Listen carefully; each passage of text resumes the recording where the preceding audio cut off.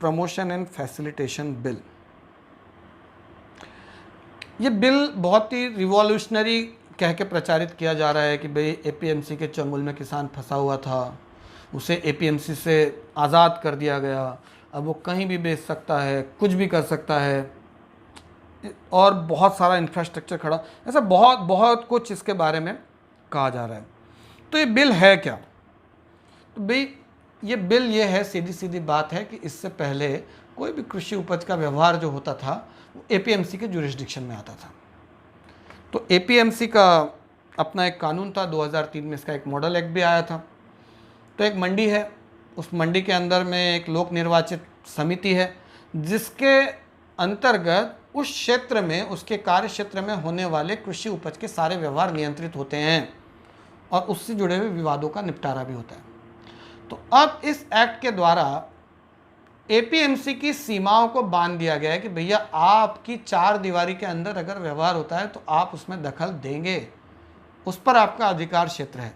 उसके बाहर अगर कोई भी व्यवहार होता है तो एपीएमसी का ना तो वो अधिकार क्षेत्र है, ना एपीएमसी उसके बारे में कोई दखल दे सकती है, ना एपीएमसी उस पर कोई टैक्स वसूल सकती है। तो ये सब कुछ इस तीसरे कानून के तहत गवर्न होगा। इसमें एक सीधी सीधी बात है कि भाई कोई भी इंसान जिसके पास पैन कार्ड है, जो इनकम टैक्स देता हो, वो व्यक्ति किसान से माल खरीद कर सकता है, जिसके भी पास पैन कार्ड हो, और किसान किसी को भी अपना माल बेच सकता है। तो इस कानून में जो मुझे एक बात लगती है कि मंडियों को जब बनाया गया था तो शायद ये सोचा गया था कि बाहर की दुनिया में किसानों का तुलाई हो, क्वालिटी के मानक हो या पेमेंट्स हो, इसको लेके जो शोषण है इनको ख़त्म करना चाहिए। इसीलिए एक शक्तिशाली बॉडी ये एपीएमसी की खड़ी की गई थी। एपीएमसी कितनी फ़ायदेमंद सिद्ध हुई है, विवाद का विषय है।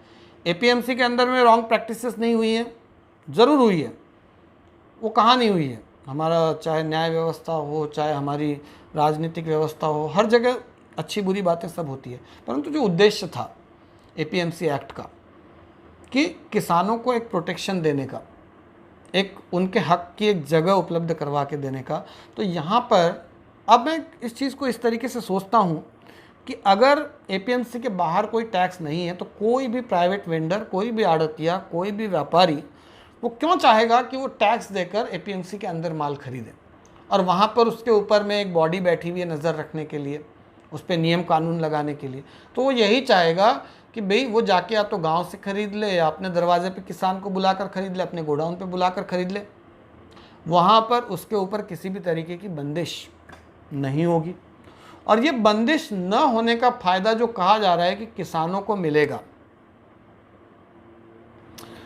किसान और व्यापारी इन दोनों के संबंधों को अगर देखें तो यहाँ बात बकरी और शेर वाली है।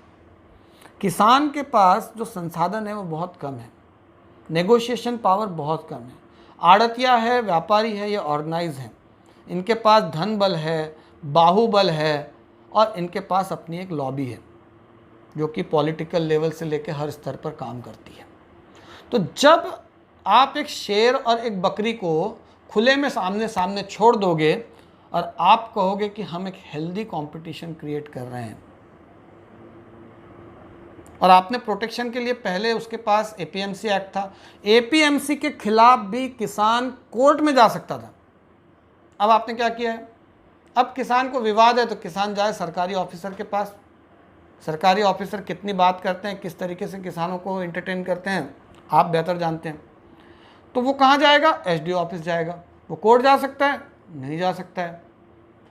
तो आपके पास से एपीएमसी की जो शक्तियाँ थी, एपीएमसी को कौन चुनता था, कौन वोट देता था? 17 में से 10 प्रतिनिधि किसानों के होते थे, अध्यक्ष उपाध्यक्ष किसानों में से होते थे। तो ये उसके पास किसी को उस क्षेत्र में बिजनेस करने से बाहर करने की भी शक्तियाँ होती थी, पेनाल्टी लगाने की शक्तियाँ होती थी। अब ये सारी शक्तियाँ एसडीएम के पास दे दी गई हैं, एक ब्यूरोक्रेट के पास दे दी गई है, एक लोकतांत्रिक संगठन के पास नहीं है, और इसमें से कोर्ट को बाहर निकाल दिया गया है। तो मैं ये सोच के भी समझ नहीं पा रहा हूँ कि इस प्रक्रिया से एपीएमसी को, ठीक है आप एपीएमसी में नहीं बेचें अलग बात है, एपीएमसी को आप टैक्स भी नहीं दें, खुला ट्रेड करें, बहुत अच्छी बात है, पर निर्णय की प्रक्रिया, डिस्प्यूट रिजोल्यूशन के मैकेनिज्म में से भी एपीएम, यहाँ मैं जो लोग कह रहे हैं कि एपीएमसी को खत्म करने की साजिश हो रही है, साजिश क्या, मैं तो कह रहा हूँ कि भाई ये इबादत लिख दी गई है।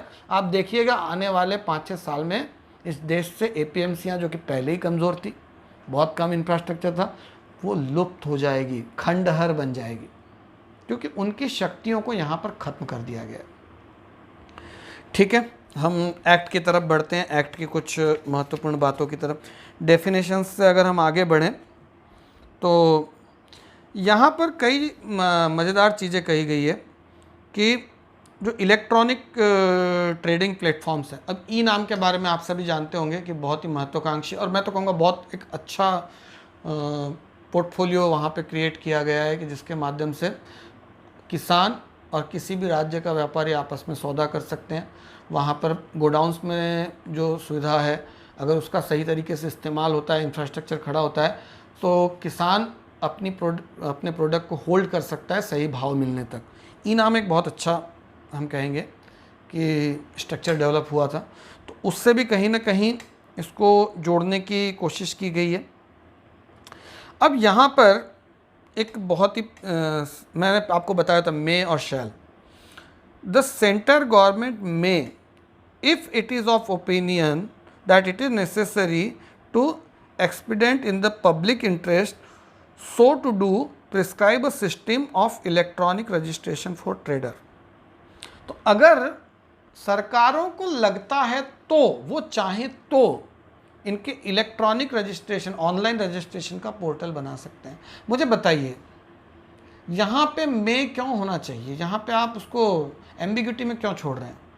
अगर वो व्यापारी अपने ट्रांजैक्शन को ऑनलाइन एक पोर्टल पर नहीं लाएगा, आज सरकारों की हालत क्या है? कितने मजदूर मर गए पता नहीं, कितने डॉक्टर मर गए पता नहीं, कितने उद्योग धंधे तबाह हो गए पता नहीं। सरकारों के पास डाटा नहीं है। हम डिजिटल युग में हैं और इस सिचुएशन में अगर इन एक्ट्स के अंदर में शैल की जगह, शुड की जगह मे बी का इस्तेमाल बार बार किया जा रहा है कि भाई गवर्नमेंट एक प्लेटफॉर्म बना दे जहां पर सारी मंडियों के प्राइस ऑनलाइन दिख जाए, बहुत अच्छी बात है, पर मे बी अगर चाहे तो बना दे, नहीं बनाए तो कोई फर्क नहीं पड़ता। क्यों भाई? आप अगर इतना बड़ा कानून लेकर आ रहे हो, वहां पर तो प्राइस फिक्सेशन के लिए जो आपका कृषि मंडी थी, जो आपकी एपीएमसी थी, वहां पर एक कंपटीशन चलता था, बोली लगती थी। अब बाहर में किसान को कैसे पता चलेगा? वो प्राइस मैकेनिज्म निर्धारित करने के लिए आप यहाँ पे क्या कहते हैं भाई, सरकार चाहेगी तो बना देगी। तो यहाँ आप उस बात को एम्बिग्यूटी में छोड़ देते हैं, जबकि होना ये चाहिए कि पहले आप एक ऑनलाइन पोर्टल तैयार करें, जिस तरीके से फ्लिपकार्ट काम करता है, अमेजॉन काम करता है, इस तरीके से वेंडर्स को ऑनलाइन लाने का, उनके ट्रांजैक्शंस का रिकॉर्ड रखने का, ताकि किसी भी डिस्प्यूट की स्थिति में एक डॉक्यूमेंटेशन तैयार हो सके। क्वालिटी पैरामीटर्स क्या थे उसकी वहाँ पर सारे रिकॉर्ड्स हो सकें। तो ये चीज़ें जब तक आप डिजिटलाइज नहीं करेंगे, जब तक आप रिकॉर्ड में नहीं ला पाएंगे, तब तक आप किसान को इन ट्रांजैक्शंस में कोई भी सुविधा या कोई भी एम्पावरमेंट आप कैसे प्रोवाइड करेंगे? तो जो मैं कह रहा हूँ कि इन सारे ट्रांजैक्शन में किसान को लीगल असिस्टेंस मिलना चाहिए, डिजिटल असिस्टेंस मिलना चाहिए, चाहे वो दामों की जानकारी हो, चाहे उनके ट्रांजैक्शन को रजिस्टर्ड करना हो, चाहे वेंडर्स को ऑनलाइन रजिस्टर्ड करना हो। ये सारे असिस्टेंस जब तक किसानों को नहीं मिलते, उससे पहले किसान को बिना किसी प्रोटेक्शन के एक बकरी को शेर के सामने ढकेल देना और कहना कि भाई हमने बकरी को बराबर का अवसर दे दिया, आप समझ लीजिए बकरी में और शेर के बीच में किसका क्या होगा। तो यहाँ पे फिर से बात जो एग्रीगेटर हैं या जो प्रोड्यूसर कंपनीज़ हैं, इनके बारे में मैं कहूँगा कि एग्रीगेटर्स का उल्लेख इन एक्ट्स में बार बार किया गया है कि एग्रीगेटर्स इसमें रोल प्ले कर सकती हैं। पर जब एग्रीगेटर इसमें रोल प्ले कर सकती हैं, उनका रोल प्ले करते समय में उनको इंफ्रास्ट्रक्चर सपोर्ट कौन देगा? क्या कोई भी प्राइवेट प्लेयर ये चाहेगा कि वो जिनके साथ डील कर रहा है वो लोग ऑर्गेनाइज हों, उनका अपना इंफ्रास्ट्रक्चर हो, वो सक्षम हो, या वो बिखरे हुए अनऑर्गेनाइज लोगों के साथ में डील करना पसंद करेगा? ऐसी स्थिति में जो फार्मर प्रोड्यूसर ऑर्गेनाइजेशंस हैं उनके बारे में सिर्फ उल्लेख कि भाई उनकी भूमिका हो सकती है, इतना उल्लेख काफ़ी नहीं है। किसान अकेला कुछ नहीं कर सकता, अकेला चना भाड़ नहीं फोड़ सकता। किसान जब तक संगठित नहीं होगा, किसान जब तक एक साथ नहीं आएगा, तब तक उसकी नेगोशिएशन पावर्स नहीं बढ़ेगी। और किसान के संगठनों को सशक्त करने के लिए ये तीनों एक्ट मुझे ऐसा लगता है कि एक कॉरपोरेट रिजीम की तरफ एग्रीकल्चर को ले जा रहे हैं, कि जहाँ पर कॉरपोरेट्स बड़ी आसानी से किसानों के खेतों तक को अनुबंधित कर सकती है, उनके ऊपर में कई अपने इम्प्लीकेशंस ला सकती हैं, उनके ऊपर कई जिम्मेदारियां ला सकती हैं, और खुद कानूनी पचड़ों से, अदालतों से बच सकती हैं। जो सरकारी अधिकारी हैं उनके पास ताकत सारी है निर्णय लेने की, पर जिम्मेदारी कुछ नहीं है, क्योंकि उनको भी आप कोर्ट में नहीं घसीट सकते हैं। तो ये एक्ट दो लोगों को एम्पावर करता है, एक तो ब्यूरोक्रेसी को एम्पावर करता है, उसके बाद में दूसरे स्तर पर ये जो एक्ट है ये एम्पावर करता है हमारे वेंडर्स को, हमारे प्राइवेट प्लेयर्स को। और किसान यहाँ पे ऐसा लगता है कि शायद बात सिर्फ टाइटल जो है, एक्ट का टाइटल किसान का देने से कुछ नहीं होता है, पर किसानों को हम हाथ में किस तरीके की मजबूतियाँ दे रहे हैं। तो प्राइस फिक्सेशन को लेके, ऑनलाइन पोर्टल को लेके, लीगल असिस्टेंस को लेके, हर बात आधे अधूरे में भी हर जगह में सेंट्रल गवर्नमेंट में market intelligence system of farmers आप you may create, you may not create. तो ये जो हर जगह पे बात घुमा फिरा के छोड़ दी गई है। अगला point, central government may require any person, तो भाई मे रिक्वायर्ड, अब यहाँ पे गवर्नमेंट हर जगह पर जो गवर्नमेंट की जिम्मेदारी की बात है, गवर्नमेंट को सपोर्ट देने की बात है, रजिस्ट्रेशन अथॉरिटी बनाने की बात है, ऑनलाइन पोर्टल बनाने की बात है, प्राइस की जानकारी कैसे एक ऑनलाइन इंटेलिजेंस सिस्टम से किसानों तक पहुंचेगी, इसकी बात हर जगह एम्बिग्यूटी छोड़ दी गई है कि गवर्नमेंट चाहे तो कर ले ना। तो मैं कहता हूं कि जब ऑब्लिगेशन है, ये ऑब्लिगेशन किसानों के ऊपर में है, तो गवर्नमेंट के ऊपर में इसमें ऑब्लिगेशन इस एक्ट में क्यों नहीं दिया गया है? गवर्नमेंट के अधिकारियों को भी आप ऑब्लिगेशन से बचा लीजिए, आप कॉरपोरेट्स को भी ऑब्लिगेशन से बचा लीजिए, और फिर आप कहेंगे कि हम किसानों का भला करना चाहते हैं। तो जब तक आप जिम्मेदारी ओन नहीं करेंगे, आप जिम्मेदारी उठाएंगे नहीं, तो किसानों का भला होगा कैसे? तो ये मोटा मोटी बातें हैं जो इस एक्ट के बारे में मुझे लगी। अब पहली बात तो जो खरीदार हैं वो यही चाहेगा कि वो एपीएमसी से बाहर फैसला करे, ताकि वो एपीएमसी के लफड़े में ना पड़े। टैक्स तो जो बचेगा सो बचेगा, पर एपीएमसी की जुरिस्डिक्शन से भी वो बाहर होगा, और ब्यूरोक्रेसी कभी भी एक लोगों के द्वारा चुने गए संगठन से बेहतर विकल्प होगी किसी भी व्यापारी के लिए। उसके बाद में जो हम कहते हैं कि भाई ब्यूरोक्रेसी के साइड में थोड़ा सा भी अगर यहाँ पे भ्रष्टाचार की गुंजाइश होती है या कोई भी ऐसी चीज़ होती है, तो वहाँ पर किसान के पास में कोई लीगल विकल्प नहीं बचेगा, कोई कोर्ट का दरवाज़ा खटखटाने का ये नहीं होगा। और तीसरी चीज़ मैंने आपको बताई कि भाई किसी भी प्रकार का जो प्राइस फिक्सेशन को लेकर ठोस नीति यहाँ पर नहीं दी गई है, और जो मिनिमम सपोर्ट प्राइस है उसकी बात तो नहीं की गई है, परंतु और भी कुछ ऐसे मानक हो सकते थे जिनसे इसे जोड़ा जा सकता था, परंतु उसे जोड़ने की यहाँ पे जहमत नहीं उठाई गई है।